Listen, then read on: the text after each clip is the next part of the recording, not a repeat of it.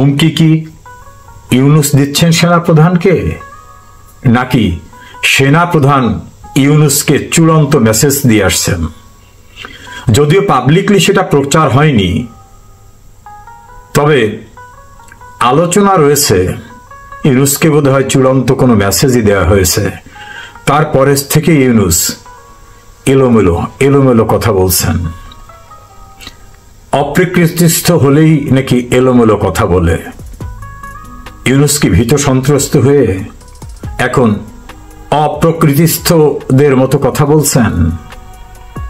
খুব শিগগিরই বোধহয় আরো অবনতিশীল অবস্থা দেখা দিলে আমার মনে হয় অপ্রকৃতিস্থ ব্যক্তিদের জন্য যে ব্যবস্থা দরকার সে ব্যবস্থাই হয়তো নিতে হতে পারে। ইউনুস এখন চতুর্দিকে আতঙ্ক দেখছেন।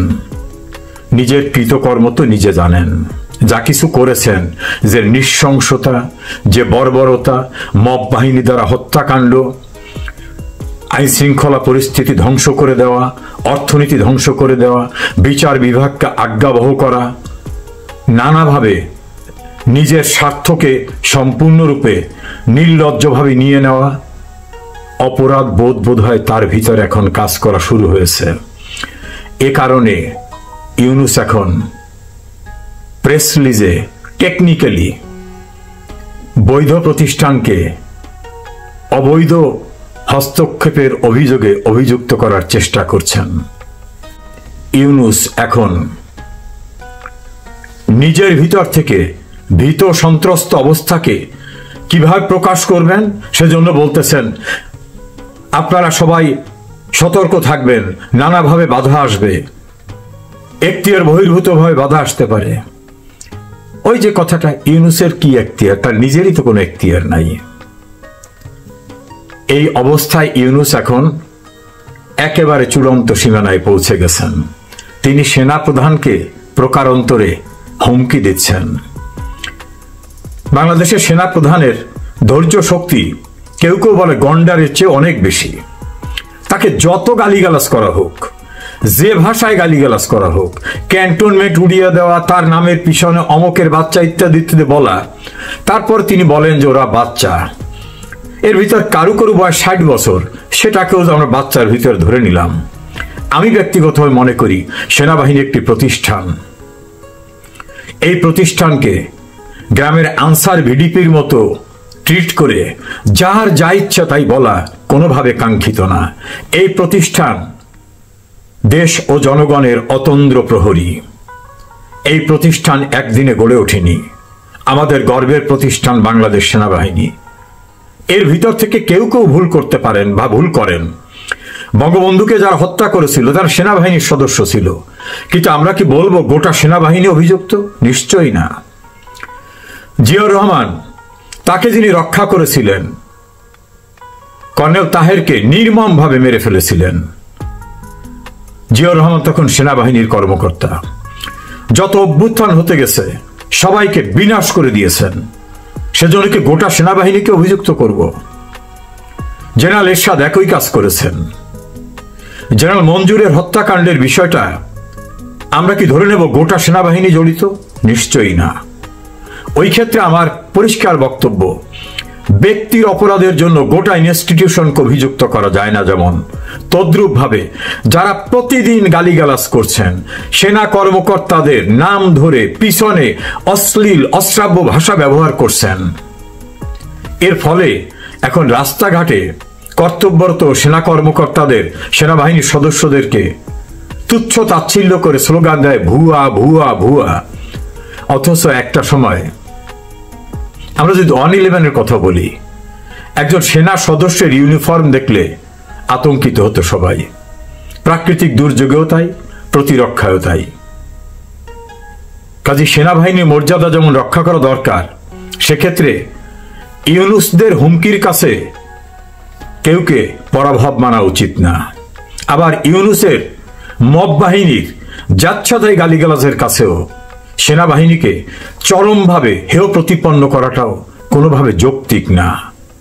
যারা হেয় প্রতিপন্ন করেন তাদের অনেকে গ্রামের ইউনিয়ন পরিষদের চেয়ারম্যান হওয়ার যোগ্যতা নাই। আমি জানি না কেন, কি কারণে সেনাবাহিনীকে এই গালিগালাজ করায় কোনো ব্যবস্থা না নিয়ে অন্যদেরকে প্রকারান্তরে কি উদ্বুদ্ধ করা হচ্ছে যে আমাদের গালিগালাজ করলে, আমাদের হেয় প্রতিপন্ন করলে কিচ্ছুই যায় এসে না। কনক্লুশনে বলা যেতে পারে অস্থির সময় কাটছে বাংলাদেশে।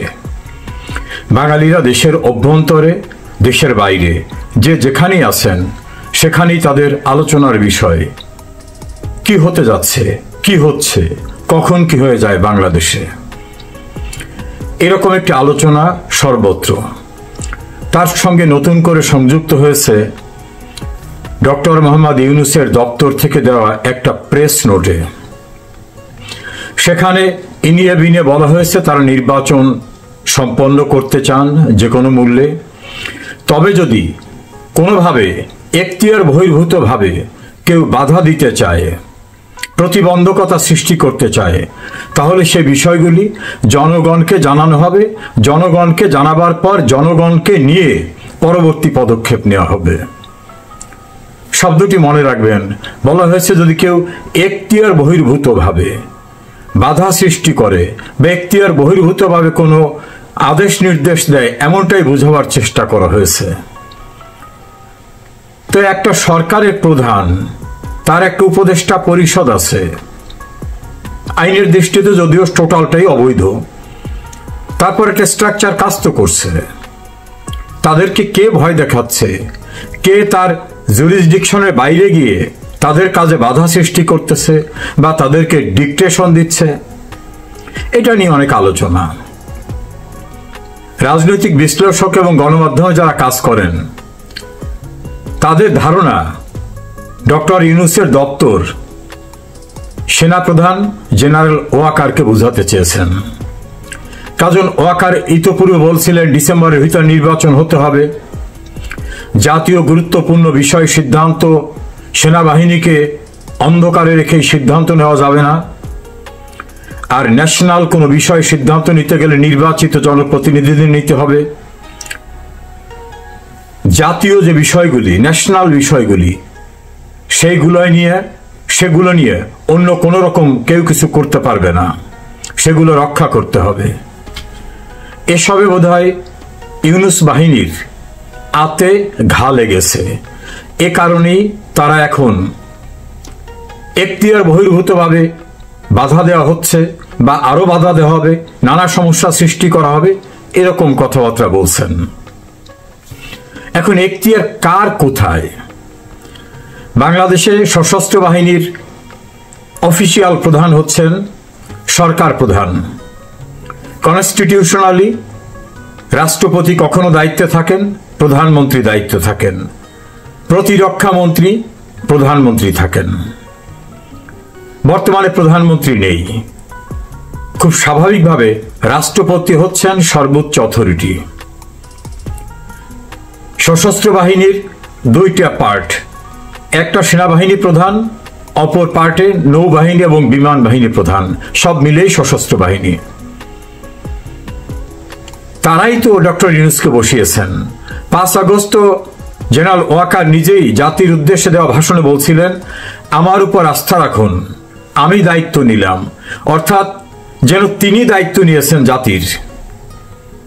তারপরে তারা সরকার গঠন করে দিলেন ইউনূসকে দিয়ে। ইউনূসকে বসিয়েছেন তিনি।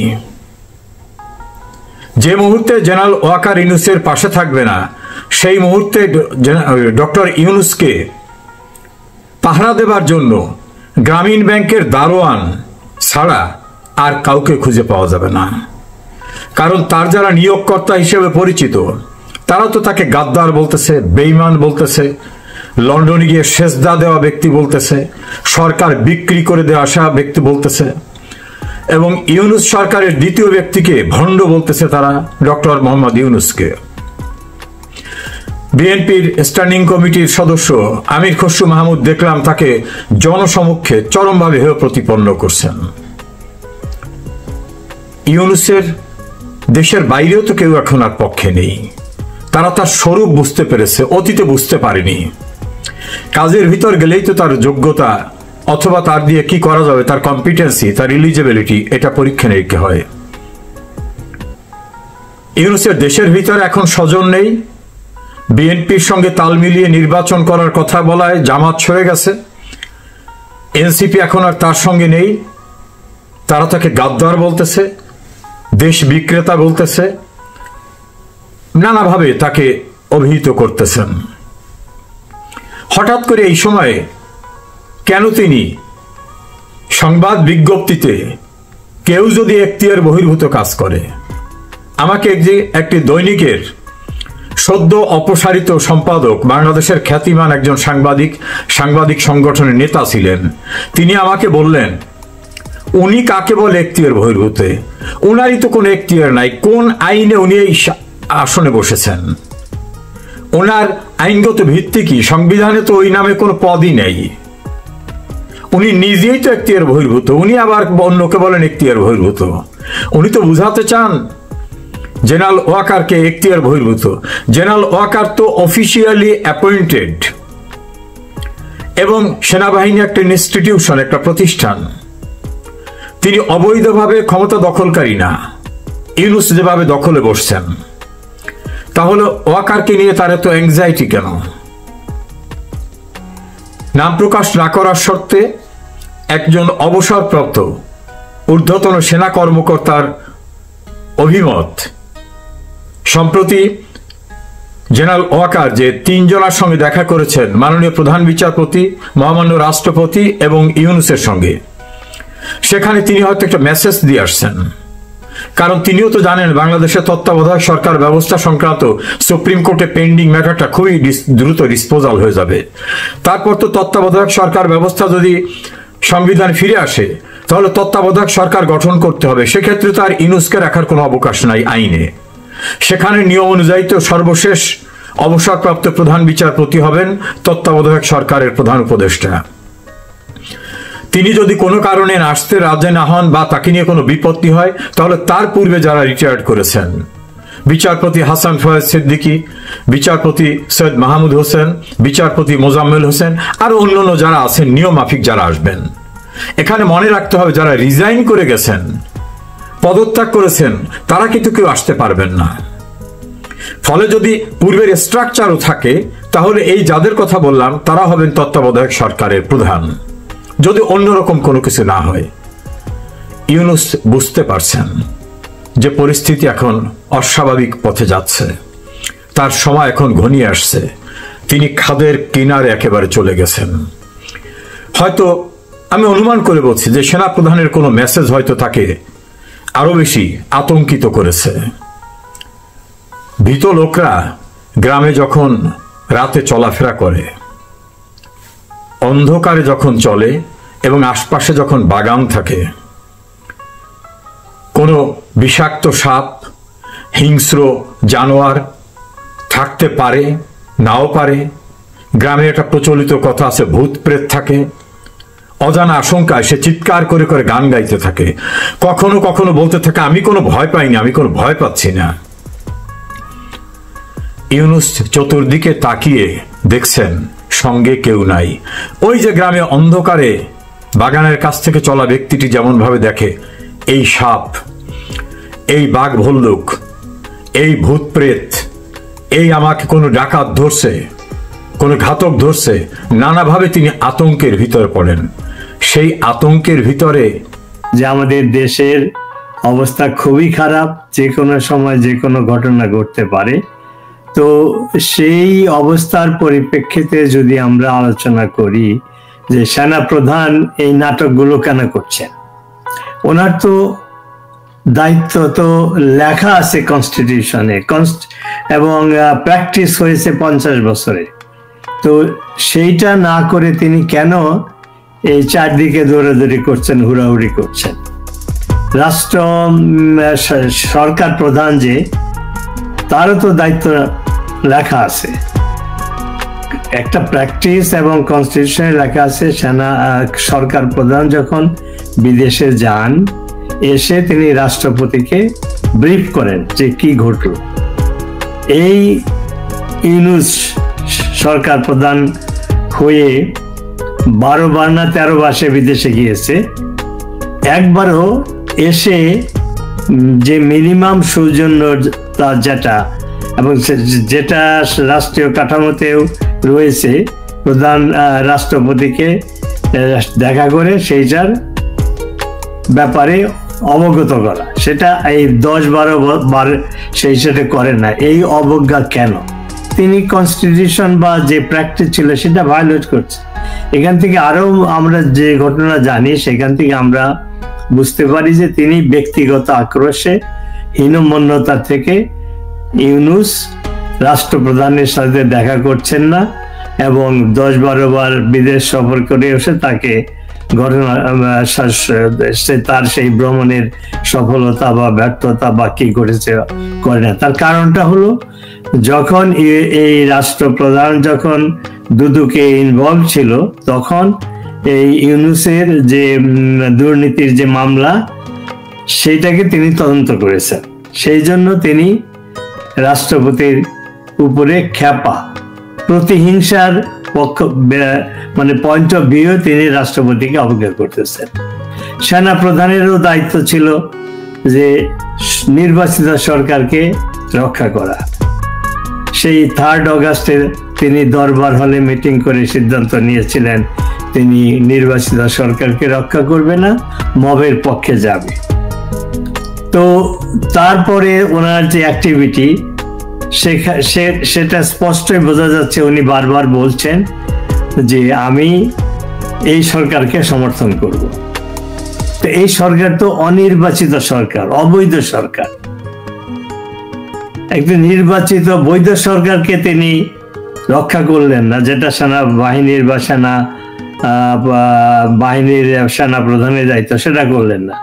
তারপরে গত 1 বছরে কি দেখেছি, উনি মাঝে মাঝে সেনাপ্রধান হুঙ্কার দেন এই সরকারের বিরুদ্ধে যে এই সরকারের অনেক অ্যাক্টিভিটি তিনি সমর্থন করেন না। আবার কিছুদিন পরে হঠাৎ করে চুপ করে যান এবং বলেন যে আমরা এই সরকারকে সমর্থন করব। একদম শেষ যেটা উনি প্রকাশ্যে বলেছিলেন যে আমরা সেনাবাহিনী প্রস্তুত আছি, আমরা সরকার যে নির্বাচনের প্রস্তুতি নিচ্ছে তাকে আমরা সাহায্য করব। অথচ উনি বলেছেন ক্ষমতায় কি বলে এই সরকার এসেই বলেছেন যে ডিসেম্বরে নির্বাচন হতে হবে, কিন্তু ইতিমধ্যে যে সরকার প্রধান বিএনপির তারেক জিয়ার সাথে মিটিং করে ঠিক করেছে নির্বাচন হবে ফেব্রুয়ারি মাসে। এই অবস্থায় সেনাবাহিনী বা সেনা প্রধানের ভূমিকা কি সেটা তিনি ব্যাখ্যা করেন না। তো কালকে যে ঘটনা ঘটলো এটা উভয় পক্ষেরই দায়িত্বহীনতা বা নেতৃত্বের যে দুর্বলতা সেটাই প্রমাণ করে। হঠাৎ করে তিনি কেন সেনা প্রধান সরকার প্রধানের সাথে দেখা করলেন, আগের দিন চিফ জাস্টিসের সাথে দেখা করলেন, রাষ্ট্রপতির সাথে দেখা করলেন, তার মানে তার ভিতরে যে অস্থিরতা সেটাই প্রমাণ করে যে হি ইজ কনফিউজড, সে জানে না কি করতে হবে। তার কারণটা কি, তার প্রভু এখন অনেক।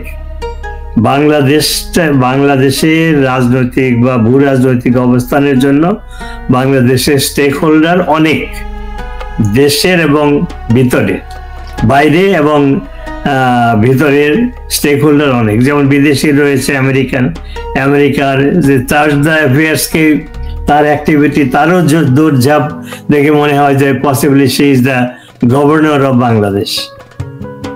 এক দিনে তিনি 4-5টা করে মিটিং করেন, রাজনৈতিক দল তার বাসায় যায়। তো সেটাও একটা যে অস্থিরতার লক্ষণ। আর সেনা প্রধানও যে রাষ্ট্রকে বলে চিফ জাস্টিস সাথে দেখা হলেন, এটারও কিন্তু অতীতে কোনো নজর নেই।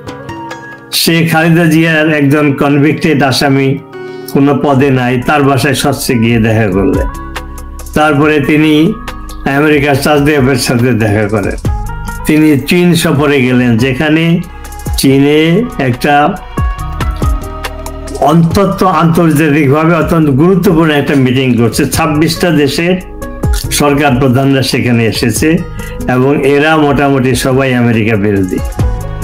সেখানে তিনি কেন গেলেন, সেখানে গিয়ে কি লাভ হলো, কি অর্জন হলো, সেটা তিনি প্রকাশ করছেন না। রাষ্ট্রপতিকেও অবহিত করছেন না, সরকার প্রধানকেও অবহিত করেন নাই। কিন্তু কালকের মিটিংয়ে এইভাবে হঠাৎ করে হওয়াতে অনেক ধরনের গুজবের সৃষ্টি হয়েছে।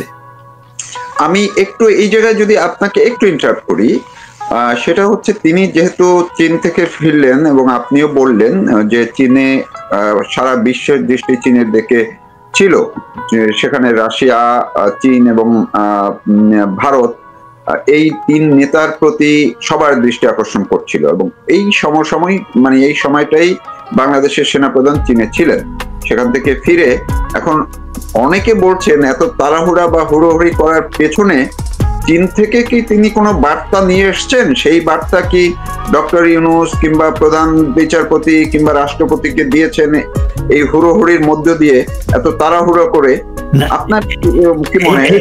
এটা যেহেতু তিনি কোনো স্টেটমেন্ট দেন নাই, আইএসপিআরে কোনো কিছু বলা হয় না এই ব্যাপারে, তো সেইটারই কারণেই অনেকগুলো গুজবের সৃষ্টি হয়েছে। একটা গুজব যে চীন তাকে স্পষ্ট করে বলেছে যে অ্যাপার্ট ফ্রম পলিটিক্যাল সিচুয়েশন, আমাদের অর্থনৈতিক ইনভেস্টমেন্ট রয়েছে চায়নাতে, বাংলাদেশে। এই যে মব ভায়োলেন্স সৃষ্টি হয়েছে, এই যে আইন শৃঙ্খলার অবনতি, এতে আমাদের ইনভেস্টমেন্টের প্রতি রিস্ক হয়েছে, ইউ মাস্ট স্টপ ইট। তো অনেকেই বলতেছে যে যেহেতু চীন এইভাবে থ্রেট করেছে এই ইনভেস্টমেন্টের জন্য, কলকারখানা বন্ধ, তাদের ইনভেস্টমেন্ট ক্ষতিগ্রস্ত হয়েছে, তো সেই জন্য মবকে বন্ধ করতে বলেছে, আইন শৃঙ্খলা রিস্টোর করতে বলেছে চায়না সেনাপ্রধানকে। সেই জন্যই এই ভিপি নূরকে এইভাবে পিটানো হয়েছে মবকে বন্ধ করার জন্য। আবার এই পিটানোর পিছনে আবার অনেক ধরনের গুজবও আছে, যে সেটা হলো যে একটা থিওরি হলো যে আইন উপদেষ্টা সে এনসিপির পক্ষে কাজ করার জন্য এনসিপি-কে দিয়ে নুরুকে থ্রেট করা হয়েছে, বা অনেকে বলছে তার বাসায় প্রচুর টাকা পাওয়া গেছে, অনেকে ব্যঙ্গ করে ভিপি নূরের নামই দিয়েছে বিকাশ নূর, অর্থাৎ সে টাকা খেয়ে রাজনীতি করে। এগুলো সত্য মিথ্যা আমরা জানি না, কিন্তু এই গুজবগুলো বাজারে যে এই আইন উপদেষ্টার নির্দেশে এনসিপি নুরুকে থ্রেট করেছে বা ফোর্স করেছে যে এই কি বলে আওয়ামী লীগের দোসর জাপাকে বেআইনি ঘোষণা করতে হবে, এবং আমাদের কাছে প্রমাণ রয়েছে যে জাপার অফিস থেকে আওয়ামী লীগের পক্ষে রাজনীতি করা হচ্ছে। এবং আরেকটা থিওরি যে ইলেকশনে জাপা যাবে এবং আওয়ামী লীগ যদি না আসে তাহলে আওয়ামী লীগের ভোটগুলো জাপা পাবে, তাহলে আওয়ামী লীগই জয়ী হবে। এই ইউনূস সরকারের যে এখন যে প্রায়োরিটি, যে এনসিপি না বিএনপি-কে তারা ক্ষমতায় বসাবে, তাহলে তারা সেফ এক্সিট পাবে। তো সেই জন্য ভিপি নূরকে দিয়ে জাপার বিরুদ্ধে এই পরিস্থিতি সৃষ্টি করা হয়েছে, যাতে জাপাকে নিষিদ্ধ করা যায় আওয়ামী লীগের মতোই, যাতে তাহলে বিএনপির জন্য একটা ফ্রি ওয়াক ওভার পাবে, তারা নির্বাচনে জিতে তারা সরকার গঠন করবে। তো যেহেতু সরকারের পক্ষ থেকে, সেনাবাহিনীর পক্ষ থেকে, তারপরে কি বলে ইউনূসের পক্ষ থেকে কোনো কিছু ব্যাখ্যা করা হচ্ছে না, যার ফলে এই গুজবগুলা সৃষ্টি হয়েছে, এই ধরনের কনস্পাইরেসি থিওরির সৃষ্টি হচ্ছে। আরেকটি বিষয় হচ্ছে, আপনিও যদি আপনার কথার মধ্যে সেই প্রসঙ্গটি টেনেছেন, যেদিন সেনাপ্রধান দৌড়ঝাঁপ করলেন সেদিনই এই যে আমেরিকান যে চার্জ দ্য অ্যাফেয়ার, তিনি আবার নির্বাচন কমিশনে গিয়ে বললেন যে যুক্তরাষ্ট্র বা আমেরিকা কোনো বাংলাদেশের কোনো সরকার বা দলকে সমর্থন করে না, মানে কোনো দলকে বা কোনো ব্যক্তিকে সমর্থন করে না। তো এইটা তিনি কেন বললেন? এর মধ্যে তিনি কি কোনো মেসেজ দিতে চেয়েছেন? বাংলাদেশের মানুষ তো সবাই জানে, মার্কিন প্রেসিডেন্ট তিনি বরং বলেছেন যে কিভাবে বাংলাদেশে ডক্টর মোহাম্মদ ইউনূস ক্ষমতায় বসেছে। তো তিনি কি ডক্টর ইউনূসকে এখন অস্বীকার করার বা তাকে এক ধরনের প্রত্যাখ্যান করার একটি মেসেজ দিলেন, নাকি এর মধ্যে অন্য কিছু থাকতে পারে? আমরা এর আগেও প্রমাণ পেয়েছি, নানান ধরনের গুজব শুনেছি যে আমেরিকান সরকার কোটি কোটি টাকা খরচ করে, ডোনাল্ড ট্রাম্পই বলেছে যে USAID থেকেই আসছে $50 মিলিয়ন, ডাইরেক্টলি $29 মিলিয়ন বাংলাদেশে, আর $21 মিলিয়ন এসেছে ভারতের মাধ্যমে। তারপরে এছাড়া তো রয়েছে ডিপ স্টেট, তারপরে জর্জ সরোজের ফাউন্ডেশন। সবকিছু মিলে স্পেকুলেশন পত্রিকায় প্রকাশ হয়েছে যে প্রায় $200 মিলিয়ন শেখ হাসিনা সরকারকে অপসারণের জন্য খরচ করেছে ইউএসএ। উদ্দেশ্যটা কি, যে তাদের একটা হিডেন এজেন্ডা, যে সেই 50 বছর আগে বার্মা অ্যাক্ট নামে একটা পরিচিত তাদের যে একটা প্রজেক্ট, সেটা যে বার্মাকে ভাগ করে দুটি রাষ্ট্র, একটা খ্রিস্টান রাষ্ট্র প্রো আমেরিকান, যেটা চায়নার বিরুদ্ধে ব্যবহার করা যাবে, এবং সেটার জন্য তারা 50 বছর চেষ্টা করেছিল। বঙ্গবন্ধু সেটা রাজি হন নাই, বাংলাদেশের অন্যান্য সরকার যারা রিজিম চেঞ্জ হয়েছিল তারাও রাজি হয় না, শেখ হাসিনা তো স্পষ্টই বলে দিয়েছিল যে নো ওয়ে। তো এই সমস্ত কারণে শেখ হাসিনা সরকারকে পতন ঘটানো হলো। তারপরে তাদের আশা ছিল যে ইউনুসকে বসানো হয়েছে, ইউনুস আমেরিকার পাপে, সেইটা বাস্তবায়িত করবে। আমেরিকা এখন বুঝতে পেরেছে যে ইউনুস আমেরিকার এই এজেন্ডাটাকে বাস্তবায়িত করতে পারবে না, কারণ তার যে সমর্থক, ছাত্রদের কথা বলা হয়েছে, তিনি নিজেই বলেছেন যে ছাত্ররা তার নিয়োগদাতা। সেই ছাত্রদের দুর্নীতির জন্য আকাশ বা পাহাড়, হিমালয়ের মতো পাহাড়ের মতো তাদের দুর্নীতির জন্য তাদের মাটির থেকে, বায়ুচলা থেকে মাটি সরে গেছে। তারা সার্ভেতে বলা হচ্ছে, পোলিং এ বলা হচ্ছে তারা 4-5% বেশি ভোট পাবে না। সেই জন্য আমেরিকা ঠিক করেছে যে বিএনপিকে ক্ষমতায় বসাবে, এবং আমেরিকান চার্জ দ্য অ্যাফেয়ার্স সে লন্ডনে গিয়ে তারেক জিয়ার সাথে মিটিং করে সে গ্রিন সিগন্যাল নাকি দিয়েছে যে বিএনপি ক্ষমতায় আসলে আমেরিকা তাদের সাথে কাজ করবে। ইন আদার ওয়ার্ডস, আমেরিকা চায় যে বিএনপি ক্ষমতায় আসুক। এবং এই কথা শুনে যখন এই মেসেজটা সাকসেসফুল মিটিং লন্ডনে হয়ে গেল, খবর যখন ঢাকায় আসলো, তখন বিএনপির যে সেক্রেটারি, সে তার অফিসে এত আনন্দ উৎসব করেছে, বলছে মিষ্টি নিয়ে আসা, আমাদের সেলিব্রেট করতে হবে। এগুলো সব শোনা কথা, সত্য মিথ্যা জানি না।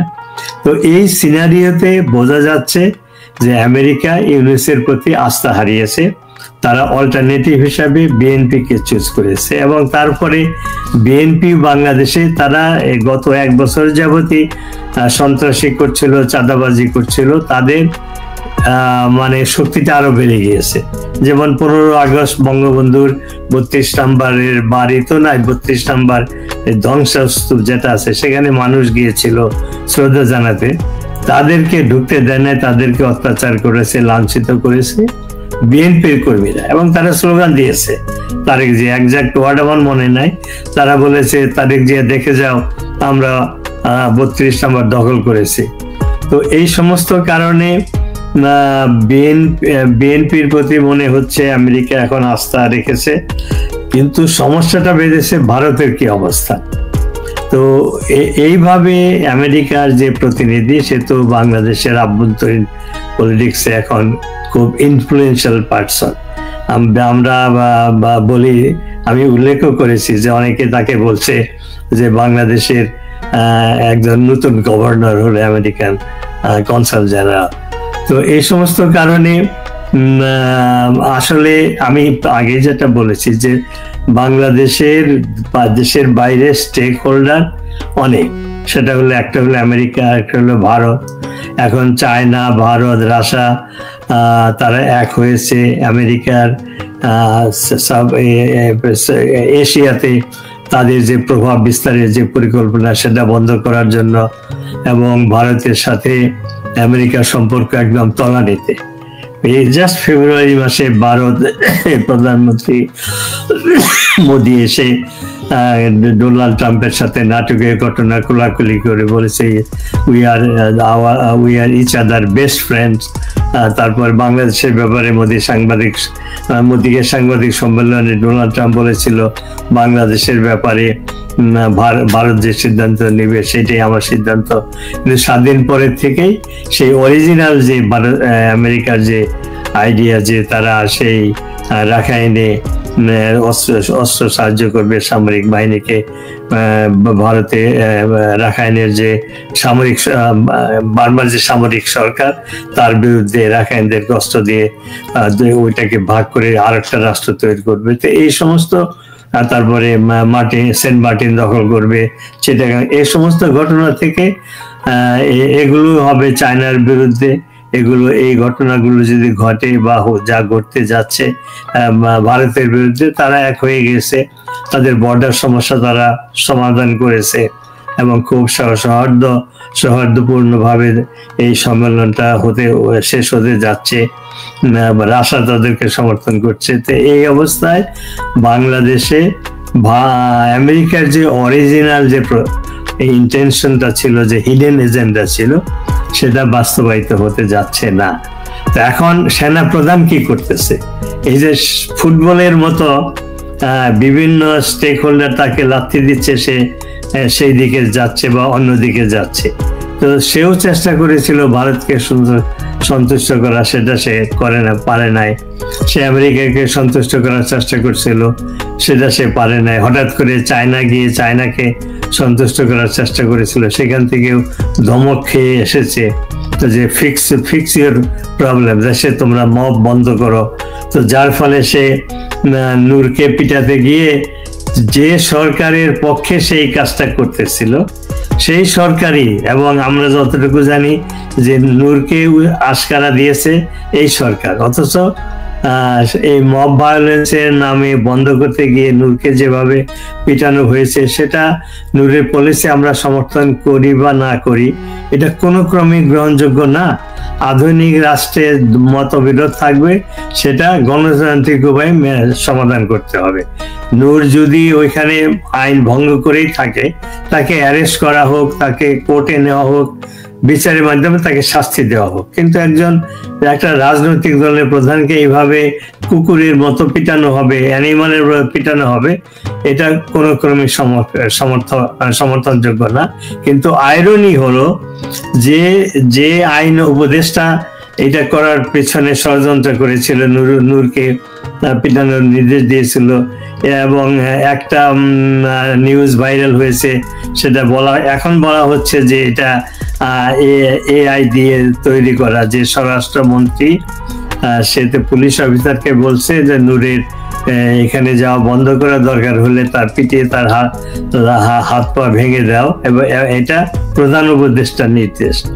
তো এটা আমরা শুনেছি, এখন বলা হচ্ছে যে এটা ফেক নিউজ। যে যাই হোক না কেন, এই সরকারের পক্ষেই সেনাবাহিনী আইন শৃঙ্খলা প্রতিষ্ঠা করার জন্য, মব ভায়োলেন্স বন্ধ করার জন্য, সেটা চায়নার ধমকেই হোক, আমেরিকার ধমকেই হোক, বা দেশের স্বার্থেই হোক, এখন এই সরকার সেনাবাহিনীকে সমালোচনা করছে। যে বিবৃতি দেওয়া হয়েছে এবং যে শব্দগুলো ব্যবহার করা হয়েছে, যে সেনাবাহিনীর যে যারা এটার অর্ডার দিয়েছে এই নূরকে পিটানোর, তার পজিশন যত বড়ই হোক না কেন, তার তদন্ত করে তার বিচার করা হবে। এটা একটা উদ্ধৃতপূর্ণ স্টেটমেন্ট সরকারের পক্ষ থেকে। কারণ যখন গোপালগঞ্জে যখন মানুষকে গুলি করে হত্যা করা হলো, তখন যারা সেনাবাহিনী অর্ডার দিল গুলি করার জন্য, সেনাবাহিনীর এক সদস্য একজন আহত যুবককে বুট দিয়ে লাথি মারছে এবং তার গলা চেপে ধরছে, তখন এই সরকার কোনো নিন্দা করলো না, বরং যারা ওইখানে আইন শৃঙ্খলা ভঙ্গ করেছিল তাদেরকে সেনাবাহিনী তাদের ট্যাঙ্কের ভিতরে ভর্তি বোঝাই করে তাদেরকে রক্ষা করা হলো। তো এই যে ঘটনাগুলো ঘটছে, এটা ফুল অফ কন্ট্রাডিকশন, এবং কোনো একটা পলিসির ডিটারমিন করে সেই পলিসির অনুসারে জিনিসকে নিয়ন্ত্রণ করা, দেশকে পরিচালিত করা, সেটা হচ্ছে না। এটা হচ্ছে অ্যাডহক বেসিসে, এবং কে যে ক্ষমতা, দেশ যে কে চালাচ্ছে সেটার কোনো নিশ্চয়তা নাই। অর্থাৎ আমি যে সবসময় আপনার অনুষ্ঠানে বলেছি, আজকেও রিপিট করি, যে শেখ হাসিনার সরকার 17 বছরে দেশটাকে এমন অবস্থায় নিয়ে গিয়েছিল, বিদেশিরা বা বিভিন্ন অর্থনৈতিক সংস্থা বলতো যে বাংলাদেশ উন্নয়নের একটা রোড মডেল। বাংলাদেশ ছিল একটা আইন শৃঙ্খলার একটা রাষ্ট্র, যেখানে মানুষের নিরাপত্তা ছিল, হিউম্যান রাইটস ছিল। সেইটাকে এই ইউনূস সরকার এবং টু সাম এক্সটেন্ট বাংলাদেশ সেনাবাহিনী এটাকে একটা ফেইল স্টেটে পরিণত করেছে। 12 মাসে 13 মাসে একটা অকার্যকর রাষ্ট্রে পরিণত করেছে, যেখানে চাঁদাবাজি চলছে, যেখানে জনগণের কোনো নিরাপত্তা নাই। সেনাবাহিনী প্রধান 5 তারিখে বলেছিল যে আমি আপনাদের জানমালের নিরাপত্তার দায়িত্ব নিলাম, সেটা সে করে নাই। এবং এই ইউনূসকে বিদেশিরা ক্ষমতায় বসিয়েছিল যে সে শান্তির দূত, সে আইন শৃঙ্খলার উন্নতি করবে, হিউম্যান রাইটস প্রতিষ্ঠা করবে, মৌলবাদী সন্ত্রাসীদের বন্ধ করবে। ঘটেছে তার উল্টো, অর্থাৎ ইউনূস এবং সেনাপ্রধান যে প্রতিজ্ঞা করেছিল তারা তার উল্টো করে বাংলাদেশকে একটা অকার্যকর একটা ব্যর্থ রাষ্ট্রে পরিণত করেছে।